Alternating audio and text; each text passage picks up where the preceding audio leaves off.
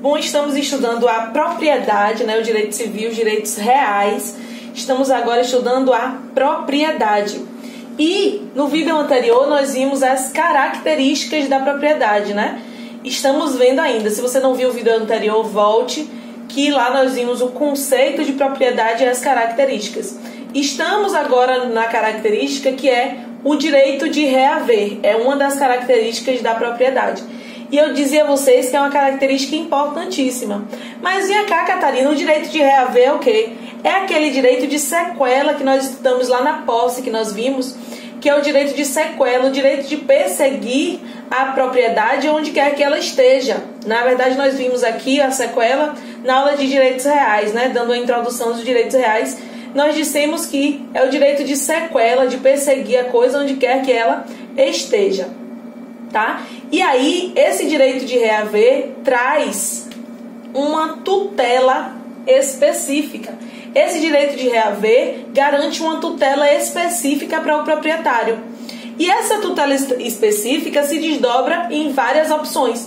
Uma delas é a ação reivindicatória, que é o que nós vamos estudar agora, certo? Então, o direito de reaver garante uma tutela específica para a propriedade e no exercício dessa tutela específica, a parte vai poder entrar com a ação reivindicatória. Tá bom, mas você tá me xingando, eu não sei o que é uma ação reivindicatória. A ação reivindicatória é um instrumento de proteção à propriedade. Lembra lá na posse que nós estudamos as ações possessórias, que era um instrumento de proteção à posse? Pronto, a ação reivindicatória é o instrumento de proteção à propriedade. Assim como a posse deve ser protegida nas ações possessórias, a propriedade deve ser protegida aqui, nas ações reivindicatórias. Então, é um instrumento que o proprietário vai ter para proteger a sua propriedade. Tá bom, Catarina, isso eu entendi. Mas qual é o fundamento dessa ação? Em que é que se funda essa ação? No domínio. Lá na de posse nós falamos que o domínio não era necessário na ação possessória. Na reivindicatória o domínio é o fundamento. O fundamento da ação reivindicatória é o domínio. E quais são os pressupostos então para uma ação reivindicatória? Primeiro, a prova do domínio, né? Eu tenho que provar a titularidade. Eu tenho que provar que eu sou o titular daquela propriedade para entrar com a ação reivindicatória. Primeiro passo, provar que eu sou o titular. E o segundo, eu tenho que provar que aquela posse está com outrem, que outra pessoa está com a posse. E que é uma posse injusta. E aqui, essa posse injusta eu vou considerar quando não tem o domínio. Provar que a pessoa que está lá, na posse do meu bem, ela não tem o domínio. São duas coisas, então, dois pressupostos que o autor da ação reivindicatória, que é o proprietário, tem que provar. Que a prova do título, né, prova do domínio, ele vai ter que provar a titularidade que é dele e provar que outra pessoa está em posse do bem dele. E essa posse é injusta. Agora, essa posse injusta não significa, se a pessoa está de boa fé, se está de má fé, significa que aquela pessoa não tem o domínio, tá certo? Então vimos o fundamento e os pressupostos. Agora vamos ver quem é que tem legitimidade para entrar nessa briga aí. Quem tem legitimidade para estar nos polos dessa demanda. E nós sabemos que uma demanda judicial tem dois polos, passivo e ativo. Ativo é quem propõe a demanda, o autor, e o passivo é o réu. Vamos começar pelo passivo, porque é o mais fácil. Quem vai ser o polo passivo aqui nessa demanda? O possuidor, ou seja, quem está lá na posse, e o detentor. Lembram da figura do detentor? Lembram da figura do detentor? Detentor que está lá exercendo meros atos de permissão, né, do possuidor e não tem a posse.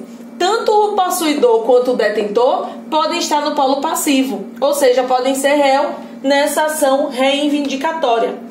E quem é que pode estar no polo ativo? Aí você está gritando do outro lado da tela. O proprietário, exatamente. No polo ativo estará o proprietário. Mas agora vamos ver os desdobramentos disso. Primeiro, quando a gente estiver diante de um bem imobiliário, ou seja, se for imóvel, o cônjuge deve estar presente. O cônjuge deve estar presente quando for bem imobiliário. E aí, tanto no polo ativo quanto no polo passivo, o cônjuge deve estar, certo? Quando se tratar de imobiliário. Então, o cônjuge do possuidor, o cônjuge do detentor e o cônjuge do proprietário, se disser respeito a imóveis. Tá bom? Cônjuge, entendemos. Agora vamos ver a sucessão. Sucessor.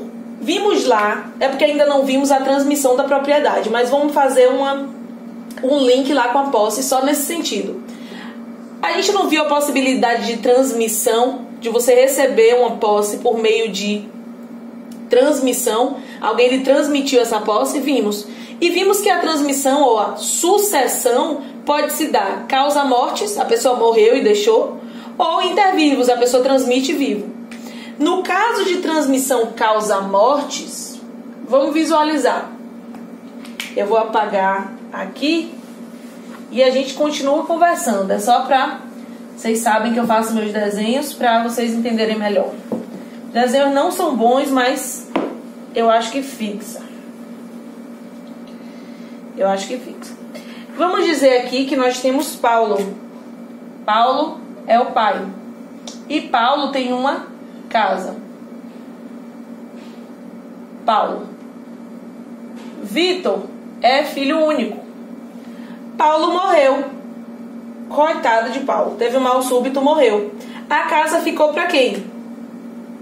Vitor. Concordam comigo que isso aqui teve uma transmissão causa-mortis? Por causa da morte de Paulo, a casa foi transferida para Vitor. Concordam? Sim. Se a transmissão foi causa-morte, Paulo teve tempo de ir no cartório, transferir, registrar aquele imóvel no nome de Vitor? Não, Paulo morreu. E causa-mortes, a transmissão é automática. A partir do momento que Paulo morreu, a casa já é de Vitor. Só que Vitor não tem o registro. Vitor não tem o registro ainda. E aí, então, se esse polo ativo for por sucessão de transmissão causa-morte, que é exatamente o caso de Vitor, ele adquiriu a casa, ele recebeu a casa foi transmitida para ele por meio de causa-mortes, transmissão causa-mortes. Então, eu tenho como exigir desse Vitor o registro? Não, eu não vou precisar exigir o registro. Agora, desde que o imóvel estivesse no nome do decúdios, né? Se o imóvel estava no nome de Paulo, tá tudo certo. Eu não vou precisar exigir de Vitor o registro para que ele entre com a ação reivindicatória no polo ativo, porque ele é o proprietário. A gente já sabe que o proprietário é Vitor, porque com a morte a transmissão é automática. Entenderam isso? Temos aqui ainda a figura do promitente comprador. Promitente comprador, Catarina, não sei quem é esse cara não, vai saber agora. A gente tem a possibilidade de compra e venda, né? Nos bens imóveis? Tem. Aquele contratinho de compra e venda, lembram lá? No direito dos contratos, direito civil contratos, contrato de compra e venda tem. E ainda temos um contrato que chama de promessa de compra e venda. Lembram dele também, né? Promessa de compra e venda. Vamos dizer que essas duas criaturas aqui, Maria e Marta estão fazendo um contrato de promessa de compra e venda. Marta é o promitente vendedor, que prometeu vender, e Maria é o promitente comprador. É isso que nós temos. Vou botar um cabelo, né? Maria e Marta. Botei o cabelo. Promitente comprador aqui, quem é? Marta, né? Maria. Enfim, Maria é o promitente comprador. Para entrar com a ação reivindicatória, Maria vai ter o registro? Não, ela só fez uma promessa de compra e venda. Não está no nome dela, ela não tem o registro ainda. Mas ela registrou a promessa de compra e venda. Esse contrato aqui de promessa de compra e venda, ela tem o registro desse contrato. Então, para o promitente comprador, quem prometeu comprar na promessa de compra e venda, claro, se for um contrato registrado, ela vai levar o registro de promessa de compra e venda para a ação reivindicatória. Catarina, você está dizendo com isso o quê? Que o promitente comprador pode também entrar com ação reivindicatória? Sim, nós vimos aqui algumas possibilidades de pessoas que podem entrar com ação reivindicatória. Quem foram? Proprietários. E aí vimos que o cônjuge, se for imobiliário, deve estar presente também.